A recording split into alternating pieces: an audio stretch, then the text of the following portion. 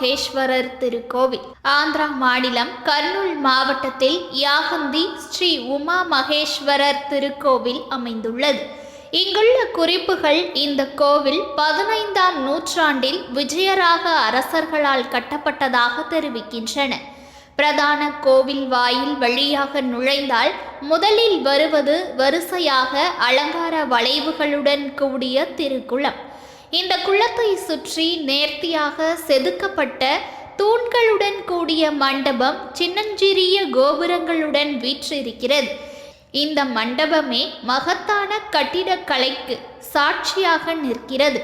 இந்த குளத்தில் உள்ள தண்ணீர் எப்போதும் வற்றாத நிறைந்திருக்கும் என்று கூறப்படுகிறது. மகாவிஷ்ணுவின் சிலையில் ஏதாவது ஒரு குறை ஏற்பட்டு சிலை வடிக்க முடியாமல் போனதை அடுத்து சிவபெருமானை நோக்கி அகத்தியர் தவம் செய்த இடம் இது என்று சொல்கிறார்கள். இந்த ஆலயத்தின் கோபுரம் விஜயநகர கட்டிடக்கலை பாணியின் உச்சம். இந்த கோவிலில் உள்ள இன்னொரு அதிசயம் கருவறைக்கு வெளியே மண்டபத்தில் உள்ள பெரிய நந்தி. அங்கிருக்கும் கோவிலின் குறிப்பு பலகை இதற்கு முன்னர் இந்த நந்தியை வலம் வர முடிந்ததாகவும் வளரும் ரிஷ்வத்திற்கு இடம் கொடுப்பதற்கு வசதியாக ஒரு தூண் அகற்றப்பட்டு விட்டதாகவும் தகவலை தெரிவிக்கிறது. இந்த கோவில் வந்ததற்கும் ஒரு புராண கதை உள்ளது. இந்த இடத்தின் அழகில் லயத்து போய் அகத்திய முனிவர் இங்கு வெங்கடேஷருக்கு கோவில் கட்ட விரும்பினார். ஆனால் சிலையில் ஒரு முறை எத்தனையோ தடவை முயன்றும் முழுமை பெறவில்லை. அதனால் கோவிலை அவரால் சமர்ப்பிக்க முடியவில்லை. அகத்தியர் சிவனை வேண்டி அழைத்ததில் அவரும் தோன்றி இது விஷ்ணுவுக்கு உகந்த இடம் இல்லை என்று கூறவே முனிவரும் மகேஸ்வரரை தன் தேவியுடன் அங்கேயே தங்குமாறு இறைஞ்சினார். சிவனும் உமா மகேஸ்வரராக ஒரே கல்லில் ஒருவராக எழுந்தருளினார். மற்ற இடங்களில் இந்த தெய்வ தம்பதியர் தனித்தனியாக காட்சி தருவர். இங்கு மட்டும் மூலவர் அர்த்த நாரீஸ்வரராக காட்சி தருகிறார்.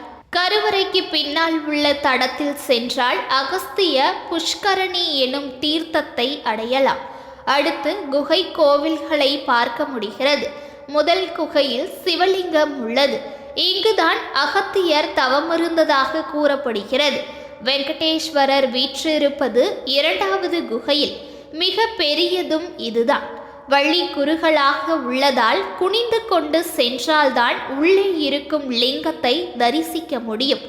இத்தனை சிரமம் இருந்தாலும் கோவிலின் அழகான முழு தோற்றத்தையும் பாறைகளின் அணிவகுப்பையும் இயற்கையின் பொலிவையும் இங்கிருந்துதான் புராணமாக கண்டு ரசிக்க முடியும். இந்த பகுதியில் முற்காலத்தில் வாழ்ந்த சிறந்த சிவபக்தர் ஒருவர் இறைவனை காண வேண்டி தவமிருந்தார். அவரது பக்தியை கண்டு மகிழ்ந்த இறைவன் புலி உருவக் கொண்டு அவர் முன் தோன்றினார். வந்திருப்பவர் சிவனார் என்றுணர்ந்த பக்தர் ஆனந்த கூத்தாடினார். நேனு சிவனே கண்டி என்று கூவினார். அதுதான் நேனு கண்டி என்றாகி பின் யாகந்தி என்று மருவியது. ஒவ்வொரு 20 ஆண்டுகளிலும் சிலை 1 அங்குலமாக அதிகரிக்கிறது என்று இந்திய தொல்பொருள் ஆய்வு நிறுவனம் உறுதிப்படுத்தியுள்ளது. சிலையை உருவாக்க பயன்படும் பாறை வளர்ந்து வரும் தன்மையை வெளிப்படுத்துகிறது என்று பரிசோதனை கூறுகிறது. வீர பிரம்மேந்திர சுவாமியின் கூற்றின்படி இந்த யாகந்தி பசவண்ணா உயிர் பெற்று வரும்போது இந்த கலியுகம் முடியும். முனிவர் இங்கு தவத்தில் ஈடுபட்டு கொண்டிருந்த போது காகங்கள் அவரை தொந்தரவு செய்ததால் அந்த காகங்கள் அந்த இடத்தில் நுழையக்கூடாது என்று சபித்தார் என்ற கதை நிலவுகிறது. காகமானது சனி பகவானின் வாகனமாகும். காகம் எப்படி இங்கு நுழையாதோ அதேபோல் இந்த இடத்திற்கு சனியும் வரமாட்டார் என்கின்றனர்.